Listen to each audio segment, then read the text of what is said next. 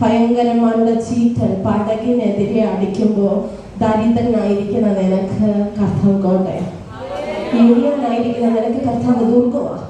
കൊടുങ്കാറ്റിലായിരിക്കുന്ന നിനക്ക് കർത്താവ് ശരണമാ. ഉഷ്ണത്തിനാ തണലാ കർത്താവ്. ഹല്ലേലൂയ. ചുറ്റുപൊള്ളുന്ന ജീവിതത്തിന്റെ യാഥാർത്ഥ്യങ്ങളിലൂടെ നടന്നു നീങ്ങുമ്പോൾ കൂടെ ചിലപ്പോൾ ആരും കാണണമെന്നില്ല. കണ്ണുനീർ കൊണ്ട് നിന്റെ കട്ടിലിനെ നീ നനയ്ക്കുമ്പോൾ നിന്നെ കാണുന്നൊരു ദൈവമുണ്ട്.